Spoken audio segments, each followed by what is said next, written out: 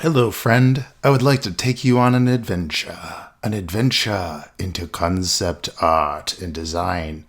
Nice cheeseball intro there. This one's going to be a long one because I want to dig into concept art. I want to dig into character design and what you should be thinking about when you're designing a character for a game. Please note that there is a full-length 20-minute version of this video in my box set of tutorials for 2018. But this will be the nice, sweet, shorter but still meaty version of that video. So this is a character design for Ikeda, an indie game that I just put out. You'll notice I started out with a model in a T-pose. That's not a bad idea. A lot of times I get questions from people saying, I want to design characters, but I don't know. I can't get my proportions right or any of that stuff, my body type or any of that.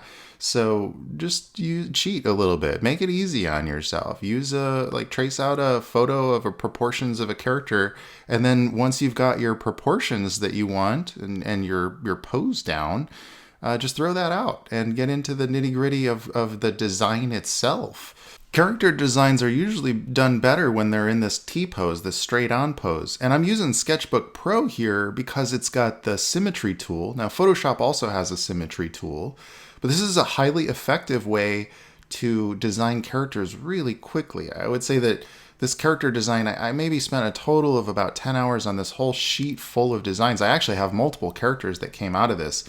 You can see here how that symmetry tool is super effective for designing something like, say, a gas mask or an alien head or cool helmets, and anything that's symmetrical on your character can be done with this symmetry tool in a fraction of the time that you would spend if you were designing it out and then copying it and mirroring it. I switch on and off. I switch that symmetry tool on and off because sometimes I want like something slung over his shoulder or something that's a little bit asymmetrical.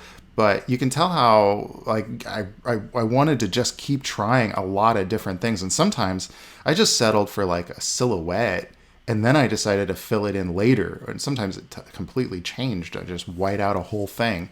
At one point, I even started to consider that perhaps Iggy, or the character who at the time wasn't named, perhaps this character is not even a male at all. Maybe it's a girl. And so I tried a lot of different, more feminine-looking outfits and costumes, but I started to find that the original proportions that I had sketched over didn't work as much. So I had to lengthen out the body a little bit, make it more slender. And that's okay, because all of that was really just a guide to get me to point B, the next step. And that's one of the things that you'll learn as you're doing a lot of character design, is that don't get too attached to one idea or one process or one sticky thing that always works. All this is informed and decided upon by the game design. And the game design is sort of like a Meat Boy type of energy. It's not a Meat Boy type of a game in the sense that the character is squat and blocky, but it's a character that is ninja-like. And I wanted to try even more of an adult, like human male, like something out of G.I. Joe or Metal Gear or something. But ultimately, the character jumps off of walls, he slides around, he's going to have a sword, he's going to have a lot of agile movements. And so ultimately, I had to go with a body type that felt small and agile, that he could narrowly dive through these saw blades. When you're doing one of these character sheets, it's important to recognize that you're doing explorations. Don't get too attached to any one particular thing. You're throwing a lot of things at the wall here to find out, what do I like? What works with the game design? And can some of that game design change if the character changes a little bit? Like, I designed this kind of a gun, and I was like, I really like the canister sort of a thing. Maybe it's something that launches these little canisters, and maybe those little canisters can be little drones that he can control. I did decide during this point that I wanted to do a lot of more cylindrical mechanical design. And this was done right around the time that I had designed the Herc tank as well. And you'll see me start to sketch it. I did design that on this sheet as well. And this was when Iggy really started to take shape. The image that you're seeing on the screen right now is pretty close to where he stayed. I wanted to make sure that he felt like a super geek.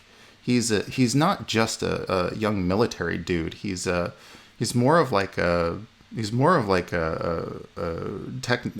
nerd. This is a kid who He's a scrap hunter, so he dives into these old ruins that are technically our future still, but he dives into them and he digs up old parts for tanks and military grade weaponry, and then he brings them back to his little office. You can see where I'm trying all kinds of different helmet ideas here. Some really neat ideas came from that I won't use, but he's a tech nerd who ultimately can't part from his own designs. So he's always making cool helmets, cool weapons, cool gadgets, cool tanks, cool like technology that he can use to then dive for more scrap.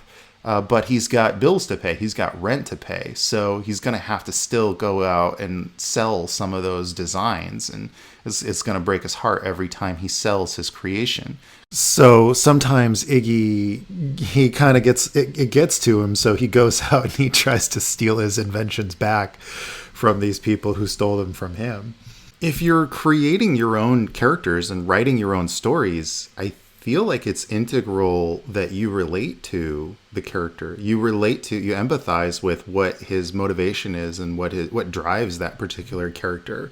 It should be something that you look at and think, I understand the struggle. This is a struggle that I face. If you've got family issues, say you don't get along with your dad, or you just don't even talk to the guy, write that into your character in a sort of a symbolic way.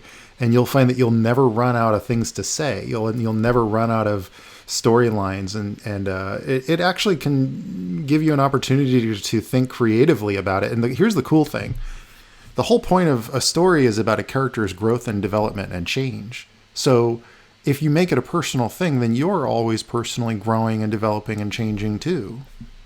Now, isn't that cool? So yeah, Iggy's always digging up stuff and making the coolest technology, and then he has to hawk it off to these big mega corporations that make buco bucks, millions of dollars, and put some scientist's name on it, slap on a Calvin Klein label, and then he just goes out and keeps making more cool technology.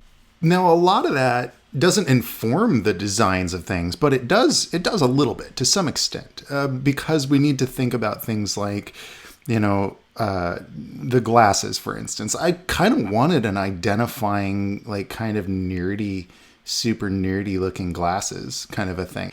By this point, once I've decided on a general direction of where the character is going, I do a copy and paste, and then I start to design the back of it out. And now the reason I do the copy and paste is because the silhouette's exactly the same. The only thing that's different is that we're now looking at the back. And so we have to kind of go in and fill in all those details on the back as well. I move my symmetry tool over to the back view, and I start filling in all the things, trying to imagine, let's see, like, how would his hair kind of fit around that? A lot of thinking has to go into imagining this object in 3D space. I've met a lot of artists that aren't capable of doing the back views, and that's going to really hurt you if you're a concept artist. You really need to be able to do that. As I'm working on the back view, it starts to inform a little bit more of like parts on the front of how things are going to fit together and things like that. I got a little distracted with working out some of the drones and some of the other elements of the design. Here's where I wanted to address the glasses a little bit more. And I came up with this, like, I just kind of wanted these really old school looking, almost 50s glasses, because I wanted something that felt classic about the character. I slap in a gradient map effect so that I can get some of the tones that I want. Most of my values were there in grayscale, so adding in color with gradient maps in Photoshop is super easy. You can tell I did this design about a year ago when I was still using an older version of Photoshop, but all the principles are still there. They're the same. I do plenty of tutorials about how to colorize grayscale imagery, so if you're looking for that, just Google my name and gradient map coloring, and you'll find it. At this point, I started to think about accessories. I started to think about the armor plating on his elbows. One of the things about this character is that at some point he does take on a little bit more of cyborg type of parts and limbs. His arms are cyborg arms, and it's a subtlety that you might not realize right away, but they are not his normal human flesh arms. The concept stage this is my favorite part, actually, is when I start to dig into all the accessories and all the cool extra pieces and parts from here. The reason to do the side view is I really wanted this to be something that could be modeled. And in fact, my friend Christoph Schock, who does a lot of Twitch modeling on Twitch, he did a model version of Iggy. I think he had done a really good job with it. There were a few things with the character's expression that changed, and also making him look a little bit more masculine, a little bit more masculine traits, like chiseling out the jaw a little bit more, a little bit less feminine eyes, some things like that changed in a later revision. But what he had done was really cool. I mean, it was neat to see the character kind of come to life. He even added in some little animations of the main character and some of the little mech droids, the drones as well. It was super cool, really neat. Christoph's an amazing modeler. Ultimately, I ended up going with a little bit more of a lighter tone, lighter color theme for his costuming, and it bounced off of his hair color, really busted out that saturation of his hair a little bit more. So ultimately, the character design turned out to feel very unique. I did end up kind of reworking his face much later to give him a little bit more of a masculine look, but ultimately in the game you don't really see that. I needed him to be wearing a lighter color so that he pops out in the game. And so I want to show you really quick some of the gameplay of how Ikeda looks in the sort of alpha version that's out now. By the way, you can go and play this right now. You can pick this up over on my Gumroad channel. I am working on getting it over on Steam, but there's some red tape that I have to go through in order to get approvals for that. As you can see, the character in-game is much smaller than all of this, so it really, I mean, it's all this concept design isn't as important for this, for in-game stuff, but when I'm doing cutscenes and close-ups, and as things sort of evolve and develop with the project, it's important to know what your character looks like, not just in his sort of small, low-res pixel form. So anyway, yeah, that's my character design tips for designing your own indie game characters. I want to thank you so much for stopping by. As usual, if you like my channel, please do remember to subscribe and share it along. It certainly helps a lot. Pretty close to that 100,000 mark, which would be really nice for subscribers. If you are hardcore about drawing and you want to pick up a lot more of my inside tutorials and real-time videos where you can see every layer and every brush stroke and figure out how I do everything that I do in this video and all of my videos, I have all that stuff in my box sets of tutorials, as usual, yada, yada, yada. And don't forget to pick up Ikeda, of course. And dudes, until next time, I'll catch you all manana, and ciao, baby.